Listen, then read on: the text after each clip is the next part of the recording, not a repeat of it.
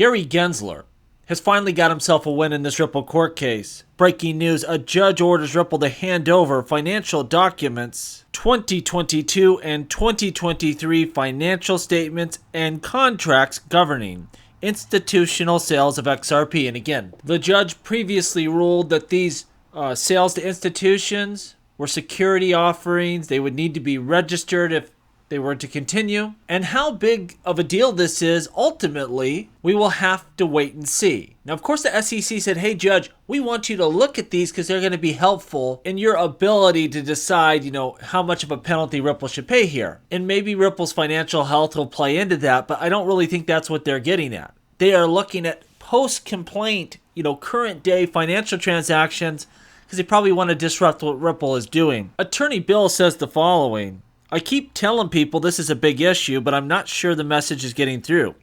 The issue of sales to on-demand liquidity customers will eventually become central either on appeal or in the remedy phase.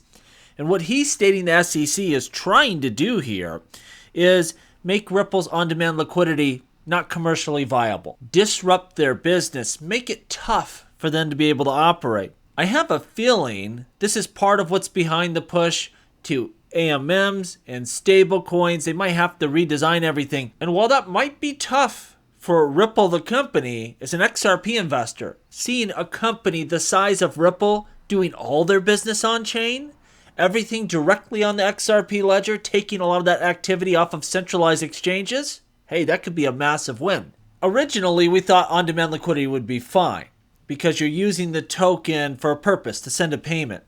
And secondarily, you would think with the judge's ruling that purchases and sales in the secondary market, well, those are excluded from the security offering ruling.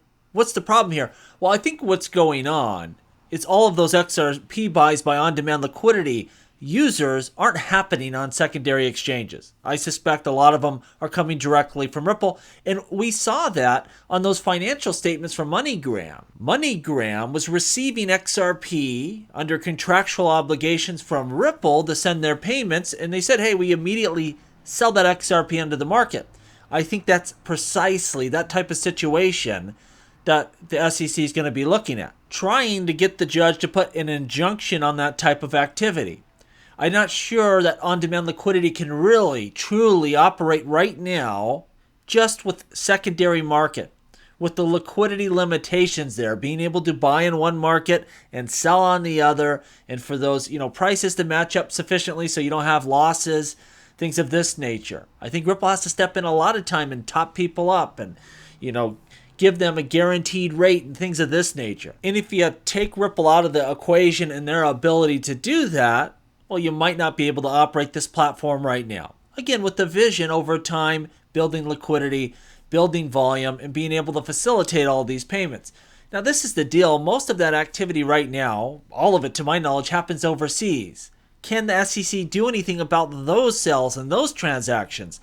I don't think so, but they're, I'm sure, going to try to pull that back in to U.S. jurisdiction if they can. At this point in time, the judge is going to make a ruling soon enough. Again, it's going to affect Ripple's operations, which isn't meaningless. They're one of the biggest crypto companies in the world, and they're the biggest within the XRP ecosystem. We want them to be as successful as possible here. But the main issue here that we absolutely had to win and the SEC under no circumstance could lose was XRP itself being declared a commodity, not a security. And no matter what happens now and what is ruled, it's still a massive victory for everyone in crypto. For you, for me, for Ripple, for Ethereum, for Polkadot, for Cardano, you name it. Everyone wins and Gary Gensler loses. With that being said, will still be a very interesting ruling. We'll get a little more transparency too. Hopefully they make some of these documents that are submitted to the court public. I don't know if they'll do that or not. We can kind of peek behind the curtain and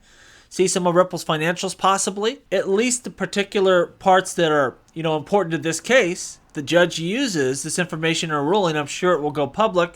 And so we will be better informed for that as well. Let me know what you think down below. And as always, please like, please subscribe.